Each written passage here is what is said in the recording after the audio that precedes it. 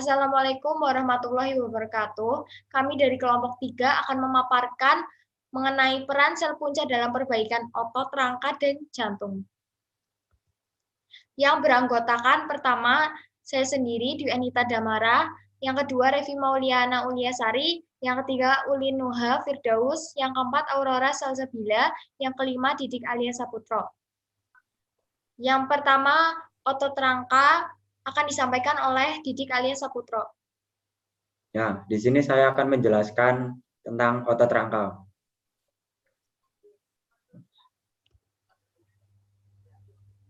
Nah, otot rangka tersebut setelah cedera parah atau transplantasi otot, distrofi otot, terdapat minat yang cukup besar dalam regenerasi otot rangka untuk meningkatkan efisiensi perbaikan dalam kedokteran olahraga. Dalam situasi ini, proses pembentukan otot baru membutuhkan sel prekursor atau otot mononukleat diam atau bisa disebut myoblast menjadi aktif, berkembang biak dan berdiferensiasi dan bergabung untuk membentuk sel otot muda berinti banyak yang disebut myo.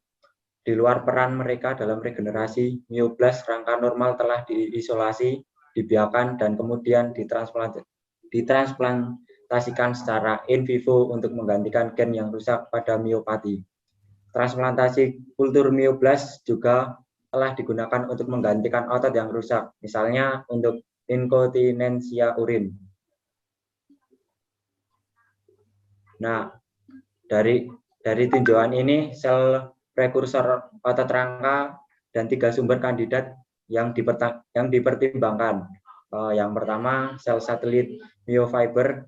Yang kedua, berbagai jenis sel yang berasal dari luar myofiber.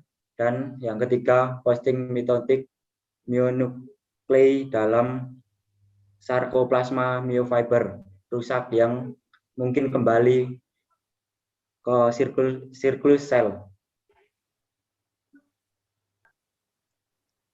Yang kedua, sel satelit akan disampaikan oleh Aurora Salsabila. Ya, langsung saja. Protein permukaan sel. Penanda yang paling berguna adalah protein permukaan sel mKderin yang terletak di antarmuka sel satelit dan myofiber yang terdeteksi antibodi terhadap sindekan 3 dan sidenkan 4. Proteglikan yang menyikat banyak faktor pertumbuhan untuk mengidentifikasi sel satelit yang diam dan aktif. Penanda permukaan sel lain untuk sel satelit diam seperti SIMET reseptor untuk faktor pertumbuhan hepatosit.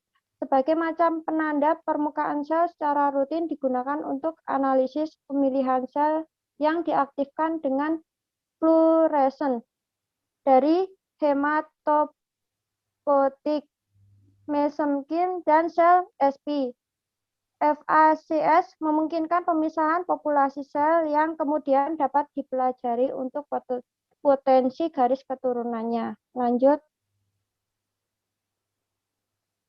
Sel myogenik adalah CD45 dan sebagian besar adalah CD34. Meskipun CD34 bukan penanda yang berguna untuk sel satelit pada bagian jaringan. Penanda lain yang menarik adalah K1 yang terdapat pada sel induk multipotensial dan sel vaskular tetapi tampaknya tidak pada sel satelit. Meskipun penanda permukaan sel seperti itu adalah alat yang ampuh, mereka juga memiliki keterbatasan. Lanjut. Faktor transkripsi. Ekspresi faktor transkripsi tentu juga merupakan penanda yang berpotensi berguna untuk sel satelit. Faktor inti miosit hadir dalam sel satelit diam dan berkembang biak dan tampaknya diperlukan untuk fungsi sel satelit. Faktor transkripsi spesifik otot rangka, miodi, dan MIF5 telah dipelajari secara intensif karena ini faktor kunci. Lanjut. Kelangsungan hidup sel yang dicangkok dan respon kekebalan tubuh. Untuk semua terapi transplantasi sel, sel donor yang dimasukkan harus mampu bertahan hidup di lingkungan inangnya. Kematian mioblas yang cepat tampaknya disebabkan oleh paparan kondisi kultur jaringan yang mengubah mioblas. Sel host natural killer tampaknya memainkan peran yang sangat penting dalam kematian cepat kultur mioblas donor. Secara keseluruhan, meskipun diketahui bahwa sel satelit menimbulkan mioblas dan menghasilkan pembentukan otot skelet baru, keberadaan subpopulasi sel satelit yang mewakili sel punca sebenarnya masih harus ditunjukkan. Yang ketiga ada mioblas yang akan disampaikan oleh saya sendiri, Dwi Anita Damara. Mioblas berasal dari sel di luar miofiber. Definisi sel punca ditinjau dengan baik di tempat lain, dan secara umum disepakati bahwa sel punca memiliki sifat plastisitas dan kapasitas sel punca dalam perbaikan otot rangka dan jantung. Jaringan ikat interstisial mengandung banyak tipe sel. Dalam kebanyakan kasus, penginduksi khusus diperlukan untuk konversi ke dalam garis keturunan yang berbeda secara in vitro.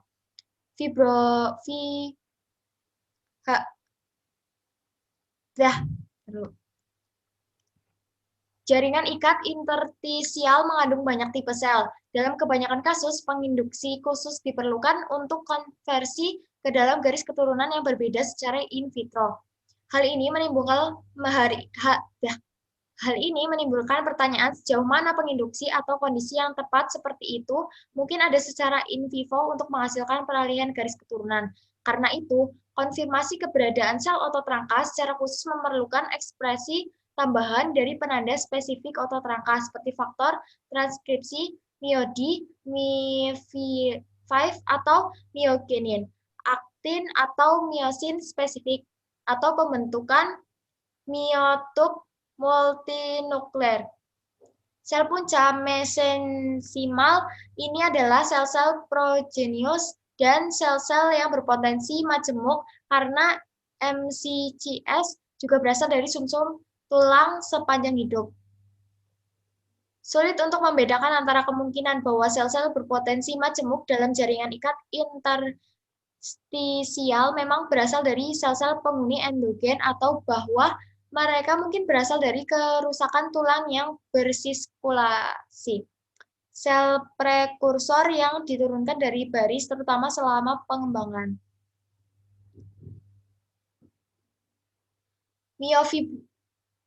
Miofibroblas menyerupai fibroblas, tetapi secara ultrastruktural memiliki beberapa ciri otot.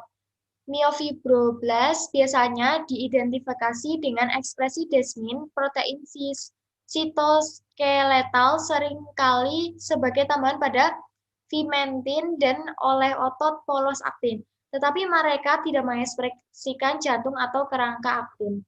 Sel otot polos pembuluh darah dalam kultur telah terbukti mengekspresikan miodi, myogenin, dan beberapa gen struktural spesifik otot rangka. Tetapi perlu dicatat bahwa mereka tidak mengekspresikan MIV5 dan hanya beberapa garis sel yang dapat berfungsi untuk membentuk myotubes.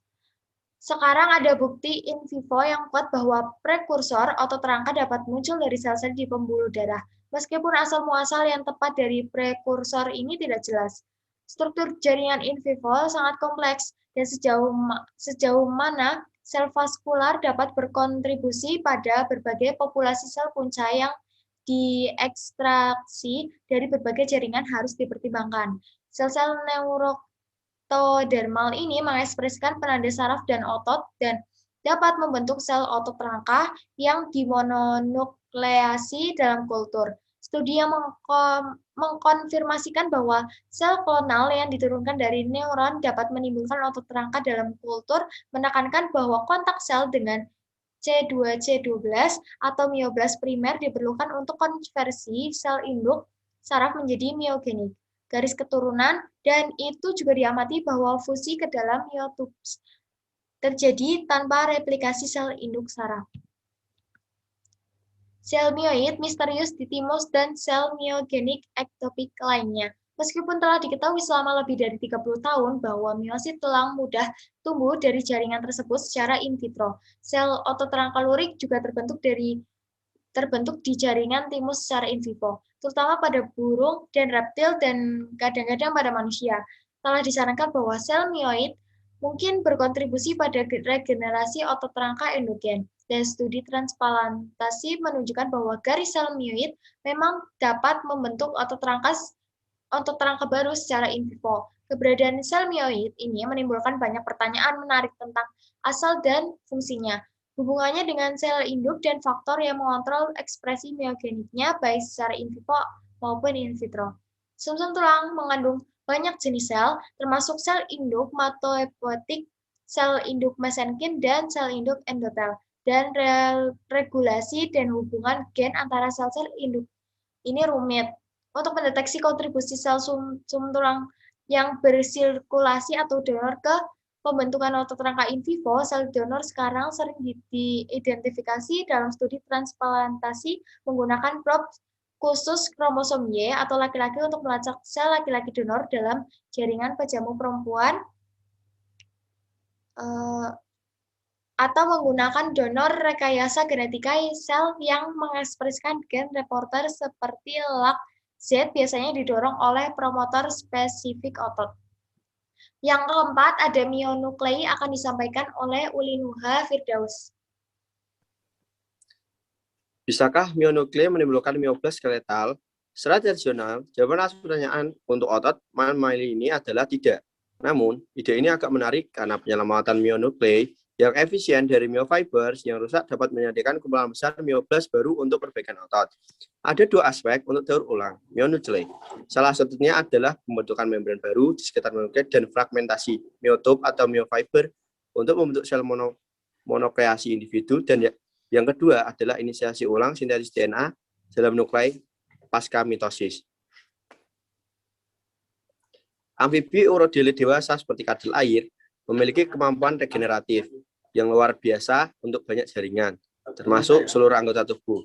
Aspek kritis dari hal ini adalah kemampuan sel yang berjaya untuk memasuki kembali siklus sel. Mamalia, faktor yang terlibat dalam diferensiasi mionuklei.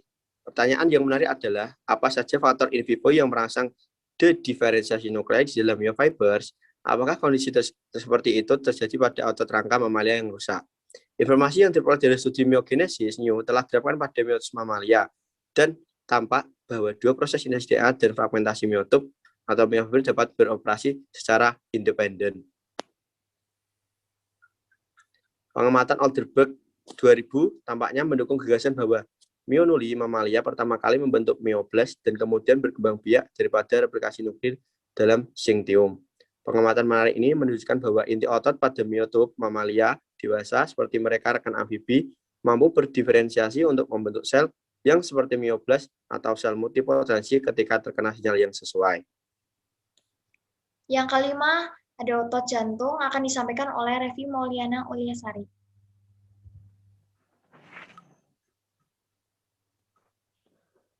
Otot jantung. Otot jantung sendiri adalah otot lurik khusus yang terdiri dari sel-sel memanjang dengan banyak inti yang terletak di pusat.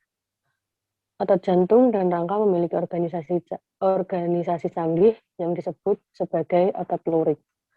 Pertumbuhan jantung ditandai dengan pembelahan sel otot selama tahap embrio, kehidupan, dan kemudian masuk pada keadaan pasca mitosis.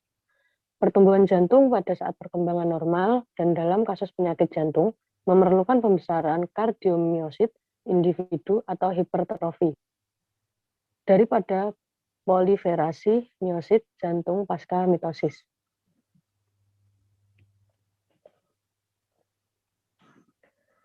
Ukuran rata-rata kardiomyosit dewasa dalam berbagai spesies berukuran sekitar 11-18 meter. Pada spesies lain terdapat perbedaan di mana salah satu divisi inti tambahan tidak memiliki atau tanpa ada mitosis. Ploidi atau peningkatan jumlah salinan DNA dalam satu nukleus. Faktor penyakit jantung disebabkan oleh kurangnya regenerasi otot jantung.